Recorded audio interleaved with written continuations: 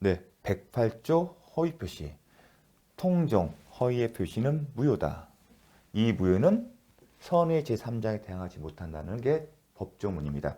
시험 출제 포인트는 허위 표시에 해당되는 요건으로서 통정을 요한다. 단순히 아는 것만은 부족하고 뭐다? 계약을 전제하면 서로 계약 상대방이 합의가 있어야 한다. 이거 통정을 합의라고 기억하십시오. 이게 출제 포인트 하나입니다. 비교할 게 뭐냐면 단순히 아는 것만으로는 안 된다. 두 번째 포인트는 허위 표시와 구별되는 은닉행위 개념입니다. 이건 사례를 가지고 하십시오. 갑과 을이 있어요. 갑은 부동산을 갖고 있는데 증여를 하고 싶고 계약이기 때문에 증여도 계약이에요. 단독행위가 아니라 증여는 계약이다. 을 또한 승낙을 했어요. 그러면 부동산 증여한 사람이 증여자가 되고 받는 사람은 수중자가 돼요. 근데 수중자가 이제 세금을 내야 하는데 세금이 골치예요. 그래서 등기를 할 때 등기 신청서에 이제 그 원인, 등기 원인을 쓰잖아요. 우리 계속 뭘 배웠죠? 매매 썼죠. 만약에 실제로선 증여니까 본래 뭘 써야죠? 등기 원인에 증여를 해야 돼요. 그리고 증여세를 신고를 해야 합니다. 근데 세금이 두려워서 등기 원인을 뭘로 썼다? 매매. 이 얘기는 등기를 할 때 매매를 해서 을 앞으로 권리자가 소유권 이전 등이 된 겁니다. 근데 등기 원인을 매매로 쓴 거예요. 어떤 상황인지 알겠죠? 그럴 때 이 매매는 당사자가 실제 의사는 뭐죠? 증여잖아요. 실제 의사는 뭐죠? 이게 은닉행위고 이 매매는 단지 세금을 피하기 위해서 허위를 만든 거죠. 또 통정이죠. 합의가 있었잖아요. 이거를 108조의 통정 허위 표시다. 이 케이스로 기억을 해 주십시오. 그러면 이 은닉행위 증여 매매 계약은 허위 표시이기 때문에 효력이 있다 없다? 효력이 없다. 그래서 효력이 없다는 의미에서 무효예요. 무효라는 것은 효력이 발생하지 않는다. 효력이 없다는 의미입니다. 그러면 이 은닉행위의 효력은요? 효력이 있다. 다만 드러나지 않았잖아요. 등기부상에. 등기부에는 허위 표시 매매가 됐지. 그래서 은닉행위예요. 그래서 은닉행위라는 겁니다. 등기부에는 매매라고 썼기 때문에 숨겨져 있잖아요. 그래서 은닉행위. 그래서 출제 포인트는 실질은 증여 은닉행위인데 허위의 매매계약 체결 허위 표시다. 은닉행위는 효력이 있지만 허위 표시는 무효다. 이거 겠죠. 은닉행위는 효력이 있지만 매매는 무효다. 그럼 또 하나 궁금한 게 뭐냐면 지금 등기가 됐다고 했죠. 자, 공부를 위해서 볼게요. 등기 원인, 권리자, 이게 익숙해 합니다. 그리고 한 번씩 그려보세요. 갑에서 을로 갔죠. 등기 원이었죠. 뭐였죠? 매매. 우리가 이 경우에 무효다 할 때 다른 점은 뭐냐면 숨겨진 행위가 있었어요. 뭐가 있었죠? 증여라는 은닉행위가 있어요. 근데 등기부에는 표시가 돼 있어 안 됐어요? 표시가 안 됐기 때문에 이거를 뭐라 한다? 은닉행위예요.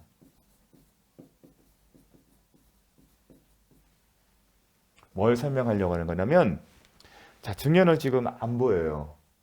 근데 이 매매가 알고 보니까 뭐다? 허위 표시다. 허위 표시면 효력이 있다 없다? 무효다.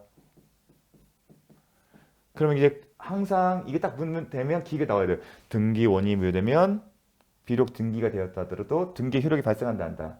안 한다. 그러면 이 사람이 소유자이다 아니다? 아니다. 소유자가 아니다. 그럼 반사적으로 실질적인 소유자는 갑이다. 그게 지금까지 배웠던 논리였어요. 그런데 차이점이 뭐냐면 숨겨진 행위가 있어요. 이 말 얘기는 비록 매매라고 등기를 썼지만 허위표시 썼지만 증여로 썼다 하더라도 우리 소유자가 되는 거 맞죠?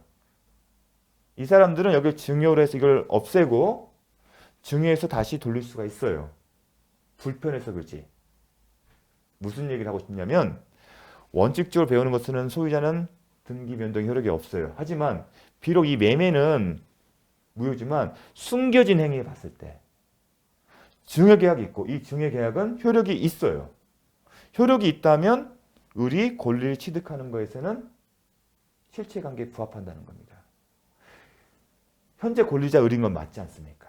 그럴 의사가 있기 때문에 그런 원인도 있고 그래서 우리가 배우는 원칙에 따르면 소유자가 아니지만 이와 같이 증여라는 유효한 원인이 있는 경우에는 이 등기는 실체관계에 부합하다. 논리적으로 처음에는 무효였지만 소유자 아니었지만 실체관계에 부합하는 원인이 있었기 때문에 이 등기는 다시 유효하게 된 겁니다. 이게 실체관계 부합이론. 나중에 물권에서 배울 겁니다. 그런데 실체관계 부합에 이럴 때 허위표시 매매를 기초한 게 뭐가 있었죠? 증여라는 숨겨진 유효한 계약이 있었기 때문에 이러한 논리가 나온 겁니다.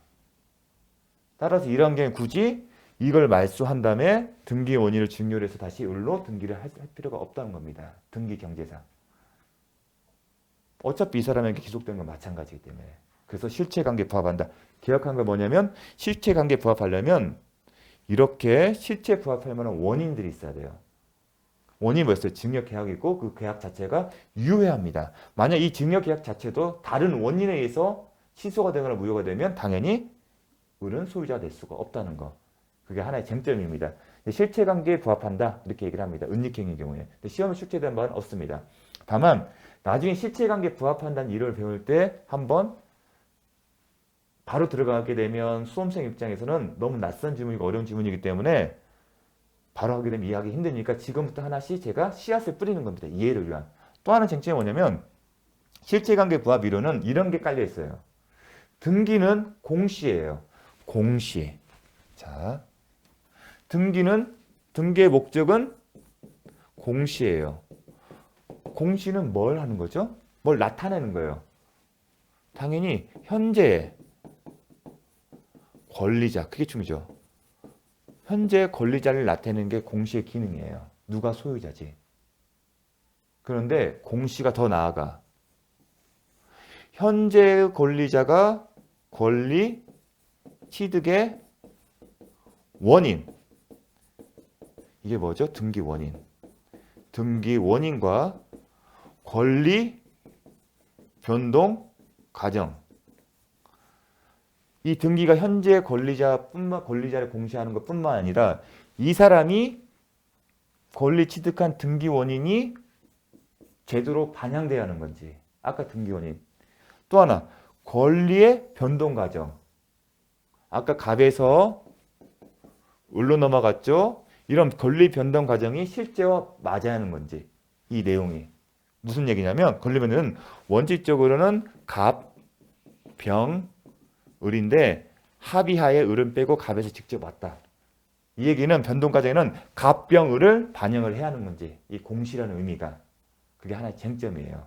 만약에 이런 부분이 강조가 된다면 아까 실체관계 부합 이론 나올 수가 없습니다.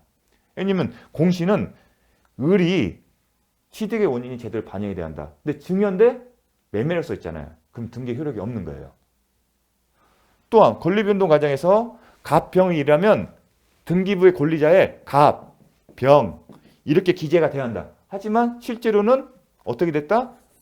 이렇게 되었다? 변동 과정 반영 안 됐으니까 등기 효력 없다. 그렇게 가는 거예요. 공시를 이론까지 보게 된다면. 그런데 현재 대법원 판례는 어떤 입장이다? 현재의 권리 상태만 제대로 반영하면 된다. 이런 더 나아가 권리의 변동 과정이나 아니면 권리 취득의 원인이 제대로 반영되지 않아도 현재 권리 상태에 부합되면 그 등기로서 효력을 인정한답니다. 그렇기 때문에 실체관계에 부합한다는 표현이 나온 겁니다. 이론이. 즉 등기상 원인은 매매지만 그 매매가 무효다 하더라도 은닉행위 증여이기 때문에 그 등기는 효력을 인정할 수 있다는 겁니다. 실체관계 부합 때문에. 그런 의미란 겁니다. 다만 실체관계 부합하려면 그 전제는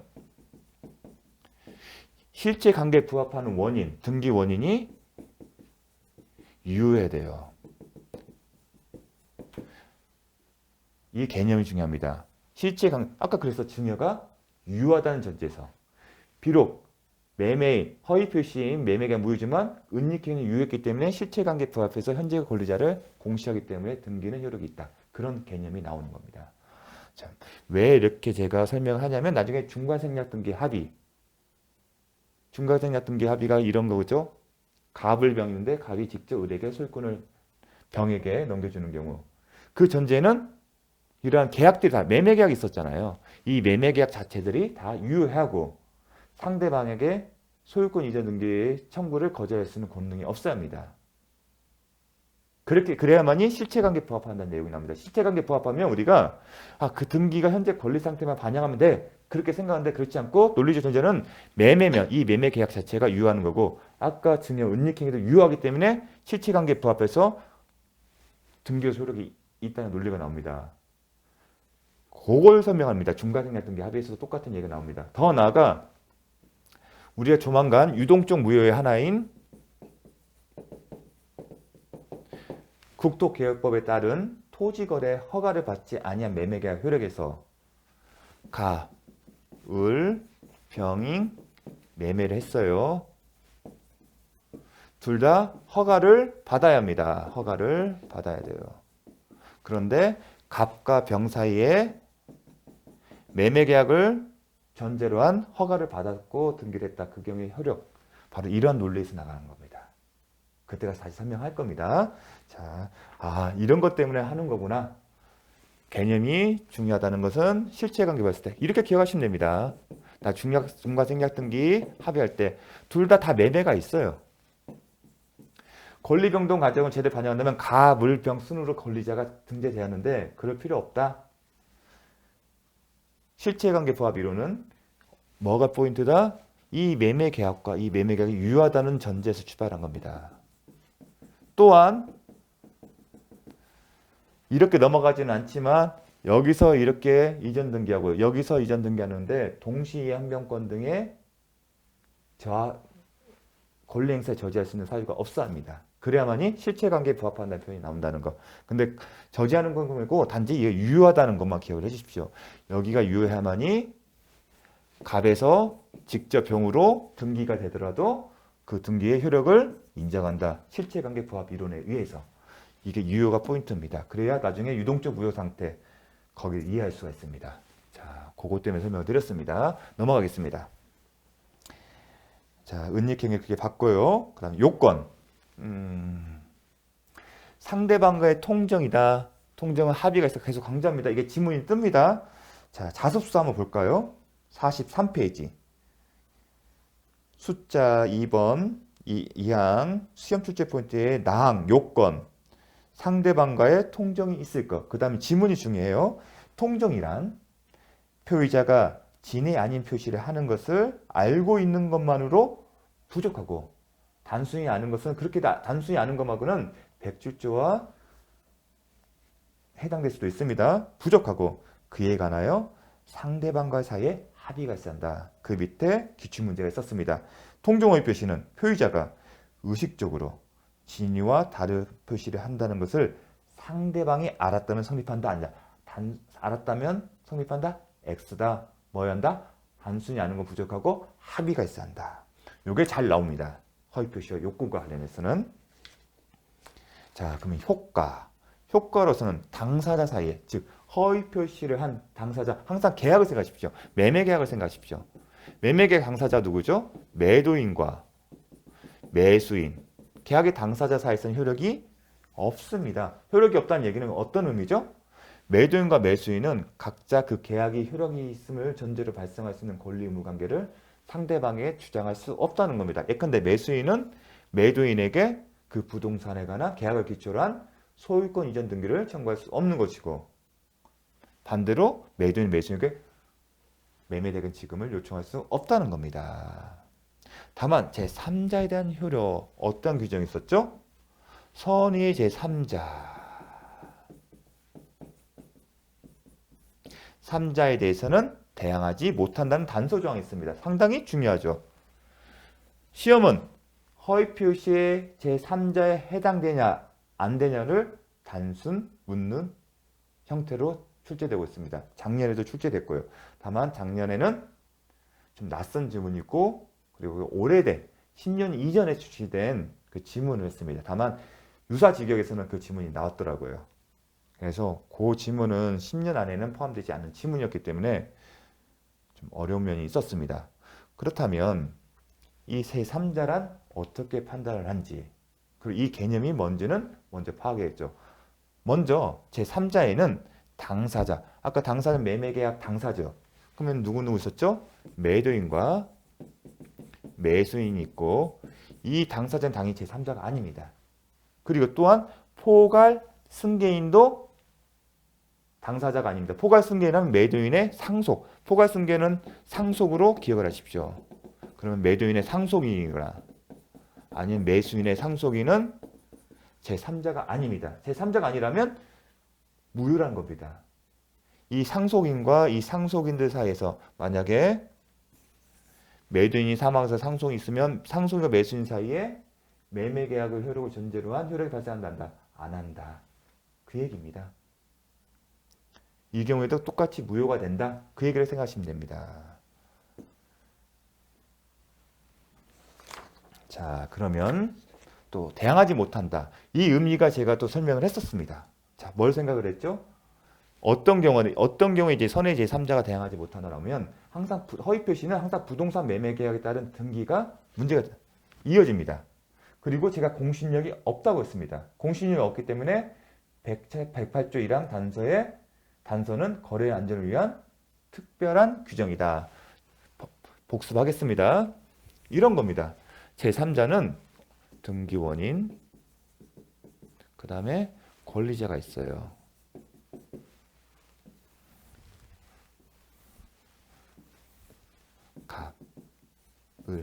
매매예요. 소유권, 이전 등기. 이 패턴을 벗어나지 않아요. 우리가 공부를 할 때 시험 준비하는 입장에서 이 패턴을 정확하게 하시면 다 이해할 수 있습니다. 소유 등. 이 사람이 다시 병으로 매매를 했어요. 문제는 뭐냐면 이게 108조예요. 원칙대로 항상 108조다, 무효다.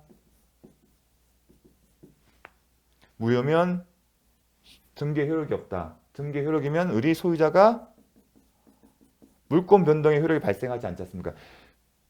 등기 원인, 채권행위 무효면 물권행위 또한 효력이 없게 돼서 물권 변동의 효과가 발생한다. 소유권 이전 등기의 목적이 달성 안 됐기 때문에 이 사람이 소유자가 아니죠. 그렇게 되면 비록 외형상 갑에서 을로 넘어간 것이 보이지만 실질적 소유자는 갑이다. 매도인이다.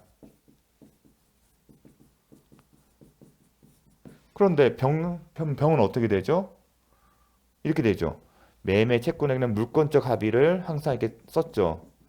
처분 권한이 있어야 한다. 처분 권한은 소유자가 매수인인 병에게 이전 등기에 관한 서류를 넘겨줘야 한다. 하지만 지금 소유자가 아니잖아요. 소유자가 아닌 자가 소유권 이전 등기에 관한 서류를 넘겨주기 때문에 등기에 효력이 발생 안 한다. 안 한다. 이게 원칙적인 모습이잖아요. 따라서 이 사람도 원칙은 소유자가 아니다. 그 출발점은 여기 무효에서 출발한 거죠. 그렇죠? 그런데 첫 번째 관점, 이 사람이 할 수 있는 얘기가 있다고 했죠. 나는 을이 등기비상 을이 소유자로 기재되었기 때문에 을이 소유자임을 알고서 신뢰하고 거래하기 때문에 보호를 받을 필요성이 있다. 주장할 수 있는데 그게 공신력의 문제다. 부동산에 대해서 공신력을 인정할 수 있냐 문제인데 우리나라는 부동산에 공신력을 인정하지 않는다. 따라서 네가 아무리 이 부동산 등기부를 신뢰했다 하더라도 보호받지 못한다. 두 번째, 항상 무효가 되는 근거를 보고 그 근거 조항에 3자를 보호하는 규정이 있는지 살펴보았죠. 108조에 보니까 어떤 규정이 있죠? 선의 제3자에게는 대항하지 못한다. 그 얘기는 이 병이 선의의 3자. 선의는 뭐죠?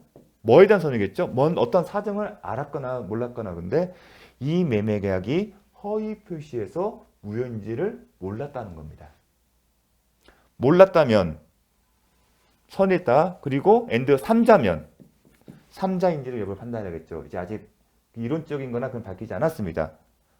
그건 설명할 겁니다. 3자에 해당됩니다. 매매를 시켰기 때문에 설명드릴 겁니다. 3자 해당되면 3자 해당돼요. 대항하지 못한다. 무효를.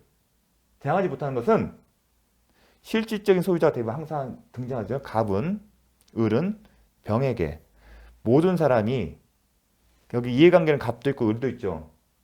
병에게 누구든지 갑과 을은 병에게 출발점이 무효였잖아요. 매매 계약의 허위 표시로 인한 무효를 주장하지 대항하지 못한다. 그 얘기는 뭐다? 유효가 되는 겁니다.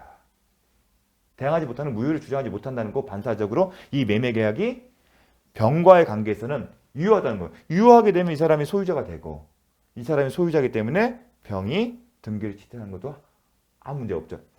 아까 원칙적으로 문제가 됐던 물권자 합의 때 처분권은 소유자가 아니었기 때문에. 근데 지금 소유자잖아요. 소유자가 소유권 이전 등기에 서로가는 필요를 줘주기 때문에 병은 소유권을 취득하게 됩니다. 그래서 부동산의 공신력이 인정되지 않는 우리나라 민법 제도에 비추었을 때 108조의 단서 규정은 거래 안전을 위한 보호 규정이라는 평가를 한다. 그렇게 나오는 겁니다. 그래서 그런데 허위 표시가 나오게 되면 항상 등기가 된다고 생각하십시오. 그러면 어떤 얘기를 하려면 그럼 이 허위 표시의 효력, 무효를 누구한테 증명할 책임이 있는지를 묻고 싶은 겁니다. 허위 표시를 무효를 주장하면 누가 유리하게 되는 거죠? 이 사람이 유리한 거예요. 그런데 또 하나는 이제 그렇게 돼서 허위 표시의 무효를 주장하는 사람에게 그 증명할 책임이 있다 나오는데 또 하나 뭐냐면 등기 추정력이 있다. 왜냐하면 이 부동산 등기를 신뢰하기 때문에 이 병은 선의가 추정됩니다. 그래서 악의는 상대방, 그 효력의 무효를 주장하는 사람이 책임이 있다. 그런 표현이 나옵니다. 자, 잠깐 쉬었다가 제3잡도 들어가겠습니다.